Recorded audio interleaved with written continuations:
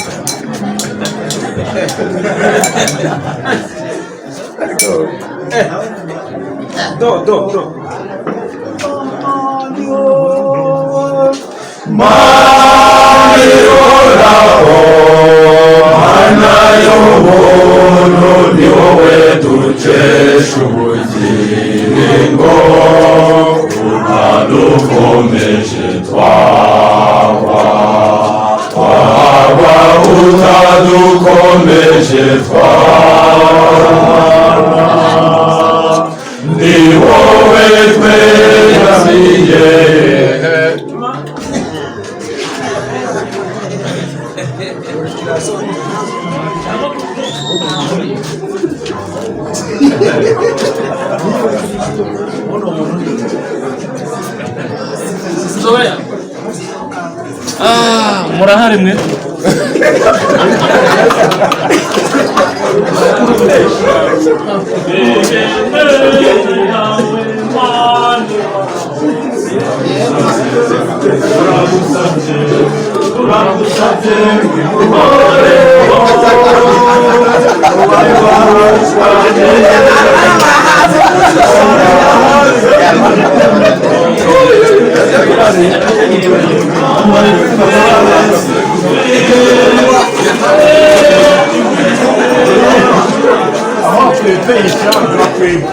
abantu bahazi oya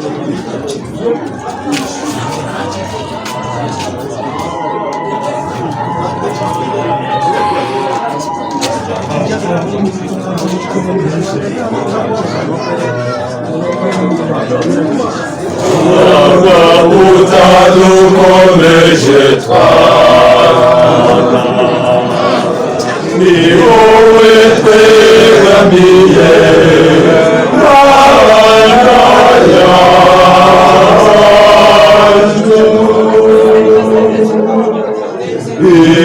ineza yawe Mana ihoraho turagusabye biduhoreho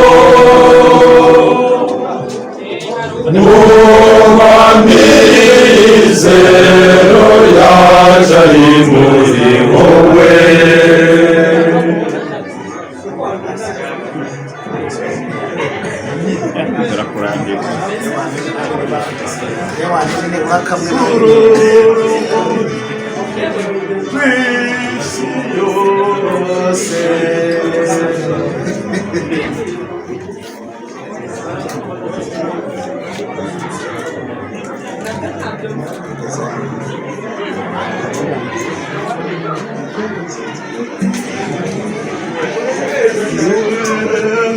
ni wowe twese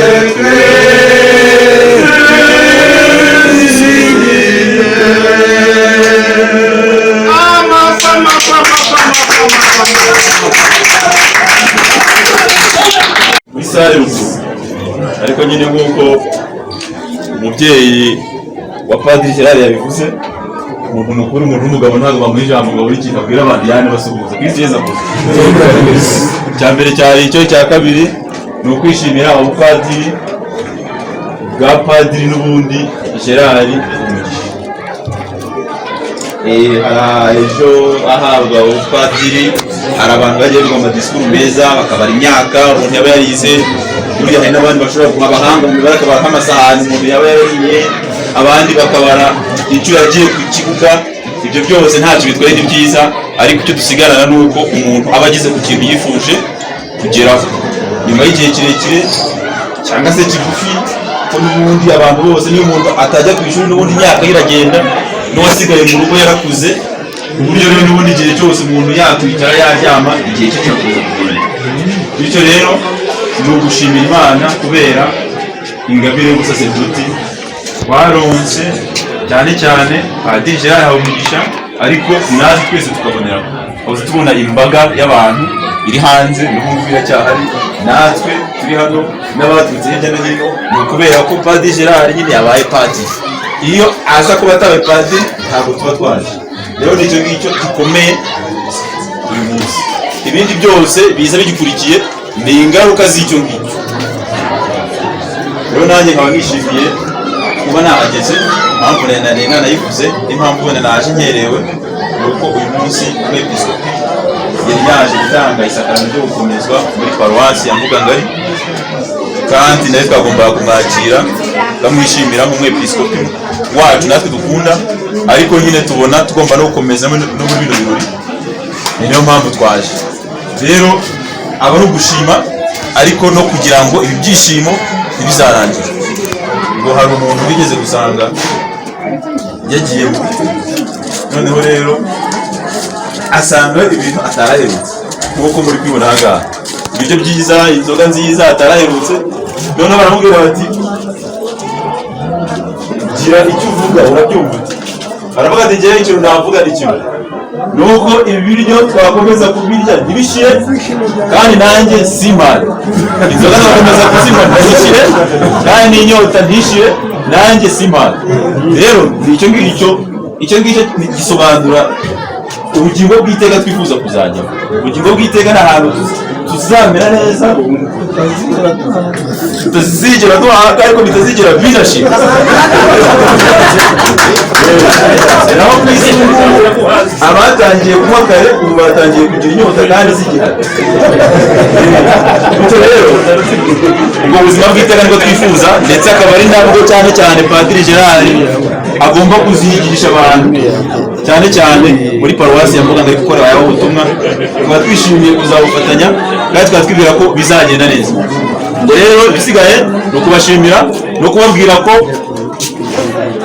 uyu munsi ari hano, wenda ejo haraza ku Nyundo kwiyegeranya, noneho ku munsi ukurikira hataye Muganga ari ubundi muzaza kumusura murebe niba yaragezeyo amahoro, niba ibyo mwamwifurizaga byose ari kubikora abifashijwemo n'Imana.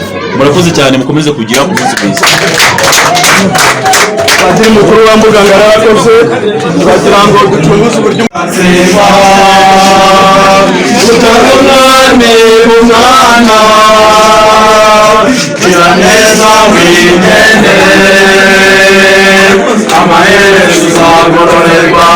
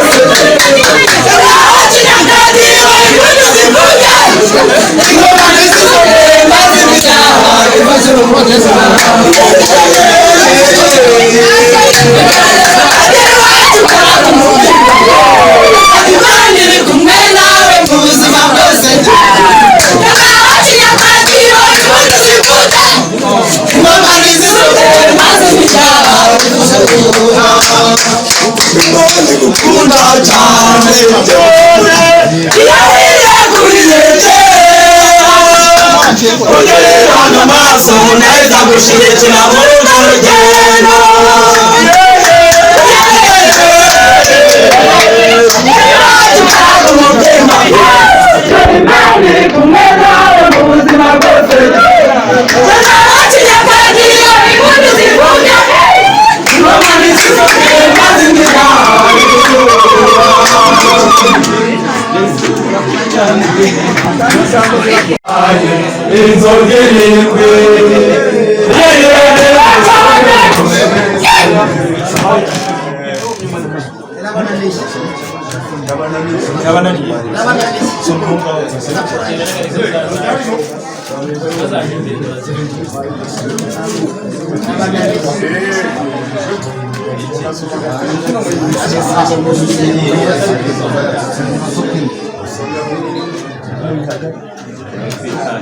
aravuze ngo arakongera ndebukanya zimeze baje inzogererwe ariya nimusomeho mwese